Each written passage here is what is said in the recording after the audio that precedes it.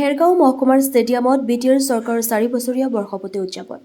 আজি ভেৰগাঁও মহকুমাৰ ষ্টেডিয়ামত বিটিআৰ চৰকাৰৰ গৌৰৱোজ্জ্বল 4ৰ্থ বৰ্ষপূৰ্তি উদযাপন হয়। উল্লেখযোগ্য যে ভেৰগাঁও জিলাৰ 5টা পৰিষদীয় সমষ্টিৰ পৰা কেইবাহাজাৰ দলীয় কৰ্মী সমৰ্থকৰ উপস্থিত থকা বৰ্ষপূৰ্তি অনুষ্ঠানত বিধানসভাৰ অধ্যক্ষ বিশ্বজিৎ দৈমাৰী, বিটিআৰ প্ৰধান প্ৰমোদ বড়ো, কেবিনেট মন্ত্ৰী ঔখাও গৌৰাব্ৰহ্মৰ উপৰিও বিধায়ক EMMCLA আৰু ভেৰগাঁও জিলা UPPLৰ নেতা-কৰ্মী উপস্থিত থকা বিটিআৰ চৰকাৰৰ 4ৰ্থ বৰ্ষপূৰ্তিৰ সন্দৰ্ভত অসম বিধানসভাৰ অধ্যক্ষ বিশ্বজিৎ দৈমাৰী আৰু বিটিআৰ প্ৰধান প্ৰমোদ বড়োৱে সাংবাদিকক কি ক'লে শুনকচোন। কলেগাঁৱৰ পৰা ভুৱন বনিয়াৰ ৰিপৰ্ট AIN লাইভ। NDPৰ ৰিহেবিলিটেশ্যন আমাৰ 600ৰ অলপ বেছি ৰৈ আছে। সেইখিনিৰ কাৰণে মুখ্যমন্ত্ৰী ডাঙৰীয়া ইতিমধ্যে এপ্ৰুভেল দিছে। আমি আশা ৰাখিছোঁ 27 জানুৱাৰীৰ ভিতৰত তেখেতসকলক দিব পাৰিম। আৰু শ্বহীদসকলৰ ক্ষেত্ৰত আমাৰ এপচুৰ শ্বহীদ, NDPৰ শ্বহীদ, BLTৰ শ্বহীদ, যিবিলাক শ্বহীদৰ ক্ষেত্ৰতো আমি অসম চৰকাৰৰ লগত কথা পাতি আছোঁ।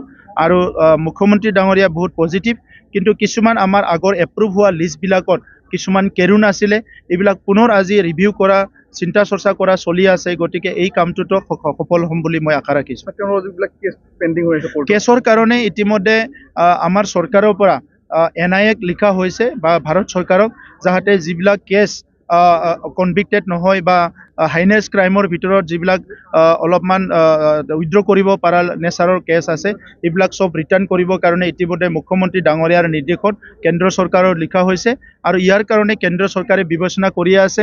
মই শেহতীয়া কেইদিনমান আগতে গৃহমন্ত্ৰী ডাঙৰীয়াক লগ কৰিছোঁ, গৃহ সচিব ডাঙৰীয়াক লগ কৰিছোঁ, আমাৰ সজাতি দলে লগ কৰিছে।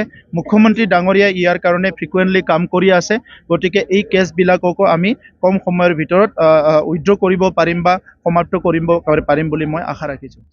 নাই চোৱা, এইটো ভিজন ডকুমেণ্ট যিটো কৰিছে, তো ইয়াত BTC চৰকাৰে নিশ্চয় এটা প্লেন লৈছে। কাৰণ BTC অঞ্চলত অকল বড়োৰ নহয়, বড়োৰ লগতে বিভিন্ন জাতি জনগোষ্ঠী ইয়াত বাস কৰিছে।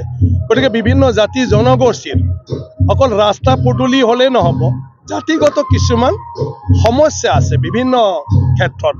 আৰু যিহেতু তাত সৰু সৰু জনগোষ্ঠীও আছে, তেওঁলোকৰ প্ৰতিনিধি নাই, তেওঁলোকে ক'ৰবাত মঞ্চত গৈ পেলাই তেওঁলোকৰ কথাটো ক'ব নোৱাৰে, তেওঁলোকৰ ক্ষেত্ৰতো যাতে থাকি নাযায়, সেইবিলাকৰ ক্ষেত্ৰত নিশ্চয় কিবা এটা পৰিকল্পনা লৈছে। কিন্তু যিদিনা এই ডকুমেণ্টছ বাহিৰ হ'ব, তেতিয়া আমি চবেই জানিব পাৰিম।